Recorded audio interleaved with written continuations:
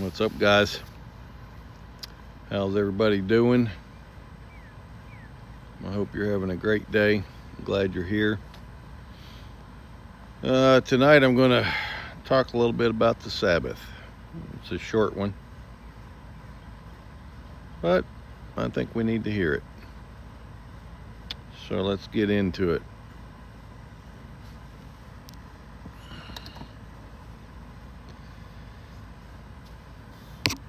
There is a question most people never stop to seriously ask. If God created time, can He also set apart time and expect man to honor it? In Genesis, right at the beginning, before nations, before laws written on stone, before anything we call religion existed, God did something very specific. After 6 days of creation, He rested on the seventh day, and He blessed it and sanctified it. Not just rested, but set that day apart as holy. That means the Sabbath is not a Jewish invention. It is not tied to a nation yet. It is tied to God Himself. Now think about that. If God makes something holy, can man make it unholy or replace it? Exodus 20 shows the command clearly. Remember the Sabbath day to keep it holy. Not create it, not choose one, remember it, because it was already established from the beginning. And yet today almost the entire world ignores the very day God set apart and instead keeps a different day without ever asking, where did that change come from? My dog is going crazy on the tripod. Jesus said in Mark 2 that the Sabbath was made for man, not just for Israel, for man. That includes you. That includes everyone. And He also said He is Lord of the Sabbath. If He is Lord of it, then it still matters. It still belongs to Him. To Him. So here's a real question. If God set apart a specific day and Christ upheld it, why has the world moved away from it? And why have so few stopped to question it? Look at the pattern of Christ's life. In Luke 4 it says that it was his custom to go into the synagogue on the Sabbath day. Not occasionally, not symbolically. It was His routine. And if we claim to follow Christ, then His life becomes our example. 1 John 2 says that the one who says he abides in Him ought himself to walk even as He walked. Consider something deeper. The Sabbath is not just about rest. It is about alignment with God. It is a weekly appointment that God placed into time itself. A reset point. A moment where everything else stops and you acknowledge that God is your creator, your provider, and your authority. Ezekiel 20 says the Sabbath is a sign between God and His people, that they may know that He is the Lord who sanctifies them. So if the Sabbath is a sign, then what does it mean when it is ignored? This is where it becomes personal, because keeping the Sabbath is not just about a day, it is about obedience. It forces a decision. Will you follow what God said or what tradition says? Will you honor what was established at creation or what was later introduced by man?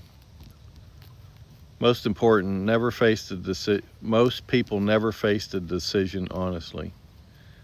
They assume they are right because it is what they have always done. But God does not measure truth by tradition.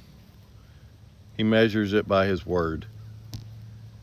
And when someone begins to see that difference, it can feel uncomfortable, because now it is no longer about what what is convenient.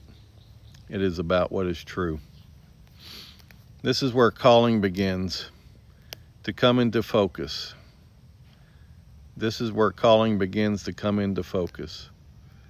Jesus said in John 6 that no one can come to him unless the Father draws him. That means understanding truth is not random, it is given. And when God begins to open someone's eyes, they start noticing things they never questioned before. The Sabbath becomes one of those things. Hebrews 4 speaks about a Sabbath rest that remains for the people of God.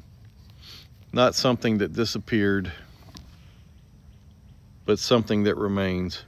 And it ties that rest directly to obedience.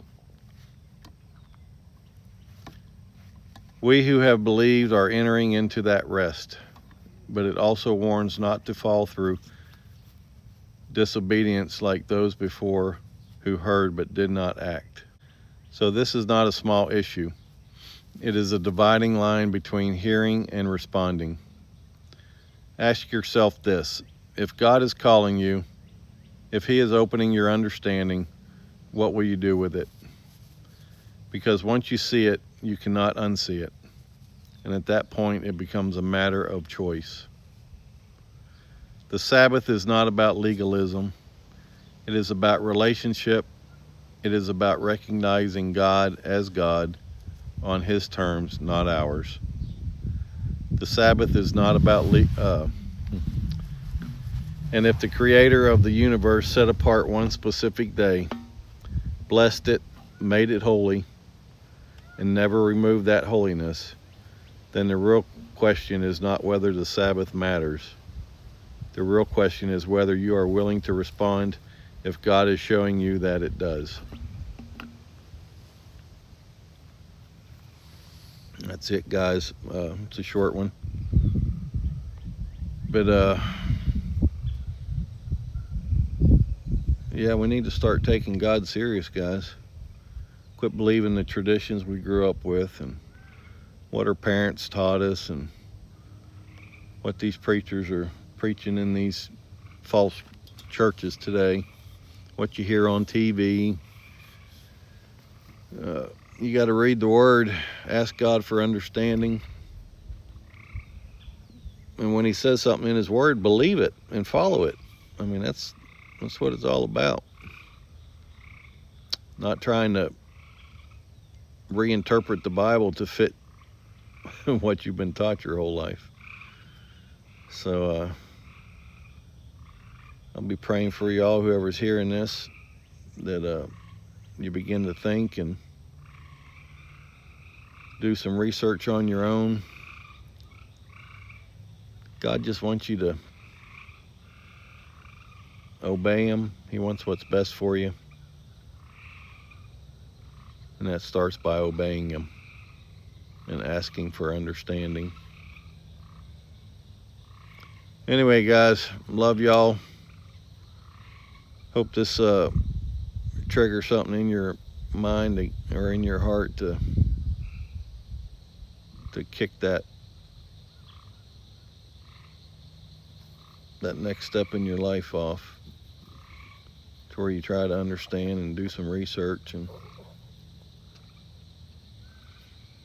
just start living like God wants us to. Start following Him, not man's traditions. All right, love y'all. Catch you later.